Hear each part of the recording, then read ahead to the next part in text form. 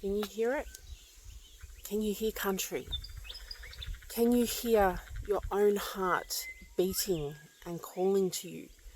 Can you hear your life speaking to you? Can you hear your dreaming calling you? And the higher power, whatever you believe in, whether it's God, spirituality. For me, I listen to spirituality, to country, to my ancestors and my dreaming. And I can, as I'm making space, I can feel them. I can hear them speaking to me. I can hear them beginning to become louder than my fears and my doubts and my pain and my trauma. And I wanted to share with you that when you start to step into and make space for your dreaming, your higher calling, your power, your purpose, and your peace, resistance will naturally come up. You will naturally seek to stay with what is familiar because change feels scary. There is nothing, in my experience, there is nothing more painful than the regret of knowing that you knew you could do something different, that you had a different choice, and instead you chose old ways or old patterns that no longer serve you. Or you chose people and spaces because you wanted them to love you more than you wanted to love yourself. And that's what I've realized is that we hear it all the time, but there's a difference between hearing it and accepting it as truth and allowing it to be a practice in your life when you show up. Is that the only thing we have control over is ourselves. And even that, to a certain extent, is not true. It's about building a relationship with ourselves so we can guide and move with ourselves and dance with ourselves, with our fears and our doubts and our higher selves, because that's being human. And that's the gift of, at least in our culture, in First Nations culture, we are born with purpose. We are born with our dreaming already in us, and everything we need to actualize and alchemize that gift and our power into the world, or as the Maori would say, our mana, or wahine mani, in my case, woman power, is already within us. All we need to do is do the work of developing it, of actualizing it, so that our gift and our service to the world is us in our gifts and our strength and our wellness. And I lost sight of that for a really long time. I tried to prove myself to be enough, to be worthy enough for this life and this calling, and for other people who I thought were meant to be in my life forever. I wanted them to be in my life forever. I wanted things to be a certain way because I'd projected it that way. And yet, it's not always the case. If you're new to me, I am Chantel Thompson. I'm a proud Barkindji Yimpa woman, the Barkindji warrior heart. I'm a very proud mum of 5. I'm a jiu-jitsu athlete, black belt, world champion. I'm a proud Barkindji Yimpa woman. This is my country. This is where I find my peace, my words, my soul, my spirit, so that when I leave here and I go out into the world to do my work, to do my service, to show up, I do it from a well place, a place that is self-regenerating, self-resourcing.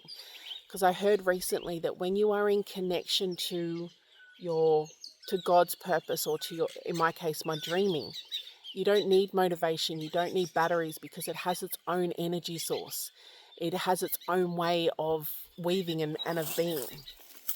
And for me, I lost sight of that. But I'm slowly reconnecting to it, because the last 12 to 18 months, I've been seeing them as the hardest years of my life, which they have been.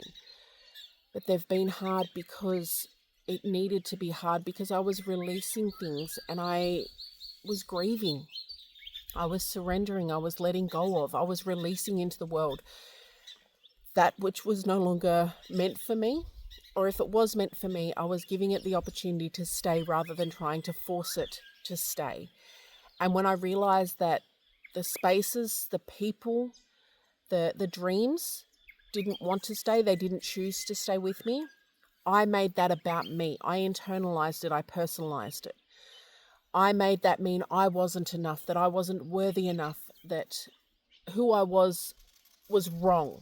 I made myself wrong because those spaces, those dreams, those people, those relationships chose not to stay when I decided to go, okay, I'm going to open my hand and I'm going to release you.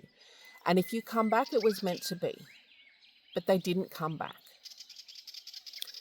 And I'm on my road to recovery from a severe, deep season of mental illness and self-harm. And in my healing, the truth is coming through. Now, there's an element of me going back to my jiu-jitsu roots and back to my culture of being able to sit in the discomfort, to stay in the discomfort, because this is where the growth is. This is where the power is. This is where the truth will emerge. And for me, living a life well lived, living a life that is true, is putting my heart into every day, is putting in my heart into the people and the time and the spaces that call me and that I choose to be in. And what I've realized is that I needed a perspective changed. I needed to shift the way I was seeing myself and my circumstances. I chose to follow my heart. But what I wasn't prepared for was the pain that would come with choosing my heart. And because I wasn't prepared, I created a season of suffering that was unnecessary if I'd been better prepared and I'd had a more open perspective. So as I sit on country, as I take a deep breath and as I take the time to weave, so this is my weaving that I've been working on this morning. It's going to become a basket. As I weave new threads, new dreams into my dreaming and preparing to share that with the world, this is going to come through in the Warrior Heart community as a movement, as lessons, as a journey, as a story worth sharing, as it comes through the Warrior Heart book, Suicide to World Champion, that will be released in 2025. As it comes through the journey to black belt, as I begin to move towards my dream of becoming a black belt world champion and sharing that journey with the world, I want to invite you to go, where is your life speaking to you? Where is your heart whispering to you? Where is your body speaking to you? Where is your dreaming calling you to go? And how can you start to find the bravery and the courage to start to listen, even if you don't act yet? Just to listen and make space for it to be heard. Because everything that you need is already within you to become who you need to be to make that change in your own life. And here's the thing for me. My relationship with purpose is already done. I have accepted and am starting to own I am my own purpose. The more I become myself, the more I strengthen and build myself and nurture myself, and the more I build my well-being, my worthiness, and my wealth, the more I have the capacity to share that with others and to create spaces for others to do that for themselves. So my purpose is clear. My purpose is to become myself, to become my power, and then share that with the world and allow the world to guide me as to how I can be of service and of benefit. I will be shown, I will be guided. My calling, however, is different. My calling is the warrior heart. It's dream weaving, dream walking. It's the journey to black belt, because these things are the vehicles with which to help other people awaken and actualize their own power and potential. Because when a person is awakened and actualized into their own power and gifts, they don't need to be saved, they don't need to be rescued, they don't need something external.